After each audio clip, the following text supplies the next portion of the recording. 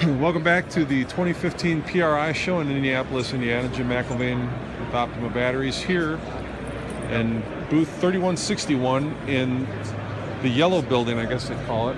And I'm here with multi-time OUSCI competitor Rick Hoback. Thanks for stopping by. What's going on, guys? I always stop at my favorite booth. I appreciate it. And this is kind of a local show for you, correct? It is about 4.5 hours, so it wasn't too bad. It's more of a local show for me than it is for you. I didn't realize you're that far away. I didn't have to drive myself. Really? I tag team with some friends, some sponsors of mine at Backstreet. Well, and, mention your sponsors. Don't leave your sponsors out. Just drop them in there. Okay. You know?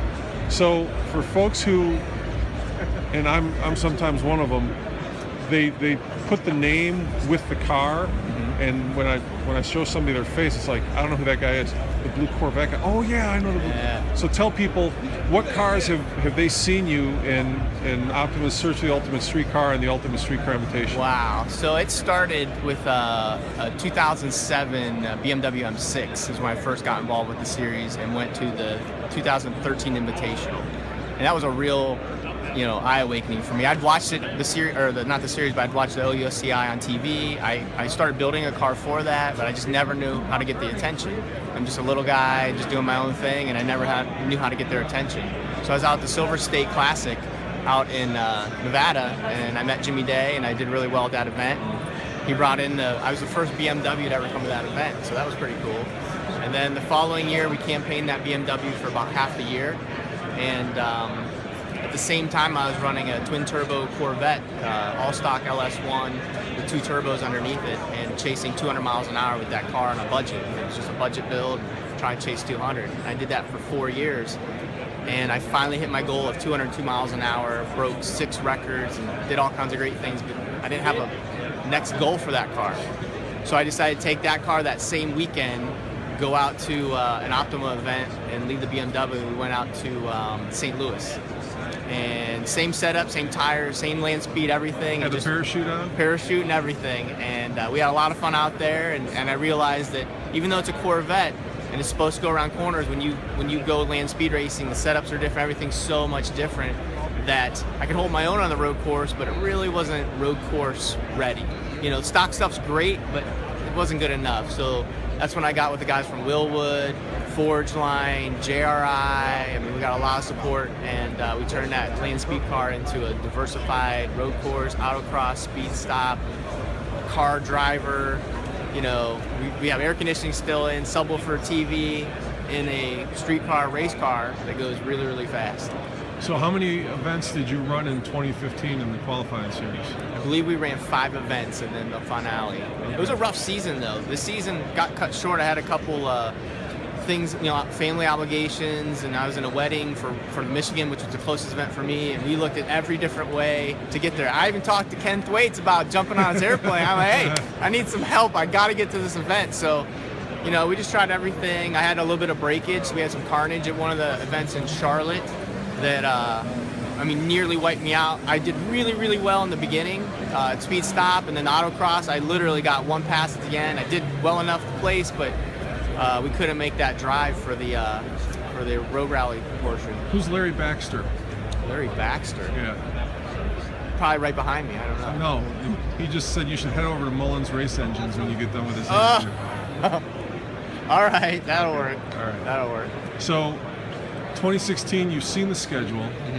Which tracks jump out at you? Where do we think we'll see you next year? You'll definitely see me at New Jersey, the Corvette Museum, Charlotte, Road America, Vegas, of course, but not Vegas like early in the season. I'm saying Vegas finale. Right. We might hit Vegas with the M6 just as practice. Do you keep that car out west? It does. It sits out west, and then during the wintertime, if I want to go, I work out there a lot, so I'll drive it as my daily driver, and then of course I'll schedule a track day or 2 or a weekend around it just to keep warm, because I'm from Ohio.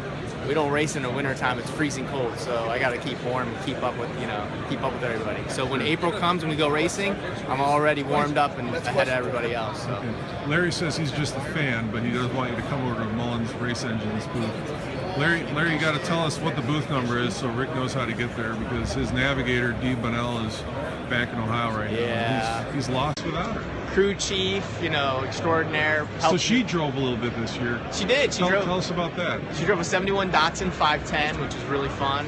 It's a low horsepower car, and I hear about it all the time. The fans, her friends, our race family, everybody, give her more power, give her more power. She hits every bit. Tell Rick to give me more power. I'm trying. I'll get there. Okay. So, but she had a lot of fun. I mean, she did really well. She doesn't spend a lot of time on the, well, really, honestly, we taught her how to drive the car, stick shift car, at an autocross event like the weekend before. She had no idea how to drive, and I just pushed her in line. I said, all right, we're going to go around the parking lot. Drive a stick shift car. And how many days did she have to prepare for this? She really had one. One day. We did good. Yeah. We were. Is she going to be back out in 2016? She wants to. Okay. She wants to. It's really tough to campaign too, so I don't know if we're going to get her in an Optima event or not. You know, it's going to be tough. Yeah. But we're going to try. We're definitely going to try. But they're going to fill up fast. Oh yeah. I mean, if you want in the series, you better be quick on the trigger and get registered. People are saying they got to have their finger on the button and hope their last name is short like Hoback. Yeah. Because if it's 5 syllables, they might not even get into Circuit of the Americas. You're done. I might just shorten my name. RH. That's it. Yeah. So, where can people find you on the interwebs? Do you have a website? Do you have an Instagram account, something like that? You look at Facebook, Rick Hoback, at Rick Hoback for Instagram, Hoback.